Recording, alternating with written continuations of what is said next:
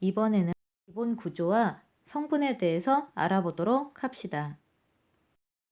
문장은 주어를 중심으로 한 주어부와 서술어를 중심으로 한 서술부로 크게 나눌 수 있습니다. 주어는 문장에서 설명하고자 하는 대상으로 서술어가 나타내는 동작이나 상태의 주체를 말하는 것으로 누가 무엇이에 해당합니다. 서술어는 대상에 대한 설명으로 주어의 움직임, 상태, 성질 등을 서술하는 말입니다. 문장에서 무엇이다, 어찌하다, 어떠하다에 해당하는 말이지요. 예를 살펴봅시다. 흥부는 동생이다. 이때 흥부는 주어가 됩니다. 동생이다는 체언인 명사의 서술격 조사 이다가 결합해서 만들어진 무엇이다에 해당하는 서술어가 됩니다. 흥부는 달린다는 흥부는 주어고 달린다는 동작을 나타내는 서술어 어찌하다에 해당합니다. 흥부는 착하다. 역시 흥부는 주어가 되고 착하다는 형용사에 해당하는 어떠하다 서술어가 됩니다. 이렇게 문장을 이루는 각 구성 요소인 문장 성분은 크게 주성분, 부속성분, 독립성분 세 가지로 나눌 수 있습니다. 주성분은 문장을 이루는데 꼭 필요한 성분으로 주어, 목적어, 서술어, 보어 네 가지가 이에 해당합니다. 부속성분은 문장에서 주성분을 꾸며주는 성분으로 관형어와 부사어 두 개가 이에 해당합니다. 마지막으로 독립성분은 다른 성분들과 직접적인 관계를 맺지 않고 독립적으로 쓰이는 문장 성분으로 독립어가 이에 해당합니다. 그럼 구체적인 예문을 통해 문장 성분을 익혀봅시다. 첫 번째 예문, 우리는 뭐뭐를 먹는다. 괄호 안에 들어갈 적당한 말을 생각해 보면 우리는 밥을 먹는다. 우리는 사과를 먹는다. 우리는 과자를 먹는다 등 다양한 말을 넣을 수가 있습니다. 자, 이 문장에서 우리는은 주어에 해당하죠. 그리고 먹는다는 서술어에 해당합니다. 그럼 가운데 들어간 밥을, 사과를은 어디에 해당할까요? 을들이 붙은 목적어에 해당합니다.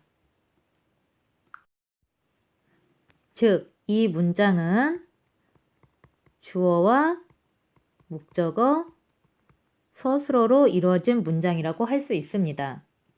두 번째 예문을 볼까요? 하은이는 뭐뭐가 되었다. 하은이는 주어죠. 되었다. 문장의 끝에서 서술해주는 서술어입니다. 자, 하은이는 뭐뭐가 되었다? 말을 만들어 볼까요? 하은이는 중학생이 되었다. 또 하은이는 반장이 되었다. 다양한 말들을 넣을 수가 있지요. 자, 이때 중학생이 반장이는 서술어를 보충해주는 역할을 하는 보어가 됩니다. 즉, 이 문장은 주어의 보어, 서술어로 이루어진 문장이라고 할 수 있습니다. 이렇듯 주어 서술어에 서술어가 표현하고 있는 행위의 대상이 되는 말, 목적어와 의미를 보충해주는 역할을 맡은 보어까지 합해서 모두 네 가지가 주성분에 해당됩니다. 보도록 하겠습니다. 와, 까만 모자가 정말 멋있다. 이 문장에서 주어는 모자가 되겠죠? 서술어는 끝에 있는 멋있다가 됩니다. 자, 그럼 나머지 말들은 어떤 건지 살펴봅시다. 모자는 모자인데 어떤 모자죠? 까만 모자가 되죠? 모자가라는 말은 체언의 조사가 결합되어 이루어진 말입니다. 그러니까 까만이란 말은 뒤에 있는 체언 모자를 꾸며주는 역할을 하는 말로서 이런 경우 까만을 관형어라고 합니다. 서술부를 살펴봅시다. 서술부를 이루는 어찌하다, 어떠하다에 해당하는 동사, 형용사는 우리가 1학년 때 배웠던 품사를 떠올려 봤을 때 용언으로 묶이지요. 자, 이런 용언을 꾸며주는 말이 있습니다. 예문을 볼까요? 멋있긴 멋있는데 어떻게 멋있어요? 정말 멋있죠. 자, 이렇게 서술어 용언을 꾸며주는 역할을 하는 정말과 같은 말을 부사어라고 합니다. 부사어는 주로 용언을 꾸미는데 문장 전체를 꾸미기도 하고 같은 부사어를 꾸미기도 합니다. 주어, 서술어와 같은 주성분을 꾸며주는 역할을 하는 관형어, 부사어를 우리가 부속성분이라고 합니다. 그럼 맨 앞에 있는 와를 살펴봅시다. 와, 감탄의 의미를 나타내고 있지요. 이처럼 부름, 감탄, 응답 등의 의미를 나타내며 문장 안에서 다른 문장 성분과 직접적인 관계를 맺지 않고 독립적으로 쓰이는 말을 독립어라고 지칭합니다. 그럼 심화 문제를 풀어보도록 하겠습니다. 첫 번째, 소녀의 까만 눈동자가 매우 초롱초롱 빛난다. 자, 일단 주성분에 해당하는 주어 서술어를 먼저 찾아봅시다. 제일 끝에 빛난다. 서술어가 쓰였죠? 자, 이에 대응하는 주어는 눈동자가 입니다. 자, 눈동자는 눈동자인데 어떤 눈동자죠? 까만 눈동자입니다. 까만은 관형어가 되죠.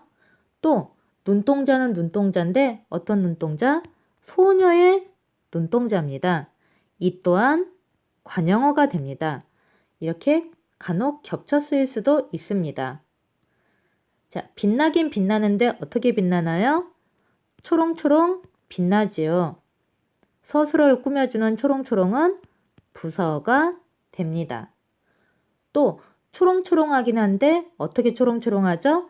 매우 초롱초롱합니다. 같은 부사어를 꾸며주는 부사어가 쓰인 것입니다. 두 번째 예문 봅시다. 민지야, 교실에서 책을 읽자. 민지야, 누군가를 부르는 말로 독립적으로 쓰이고 있는 걸 볼 수 있습니다. 문장의 제일 끝에 있는 읽자는 서술어가 되겠죠? 자, 읽긴 읽는데 뭐를 읽나요? 책을 읽어요. 을레리 붙은 목적어입니다. 또 읽긴 읽는데 어디서 읽나요? 교실에서 읽죠. 자, 서술어를 꾸며주는 부사어가 됩니다. 이 문장은 주어가 생략된 문장입니다.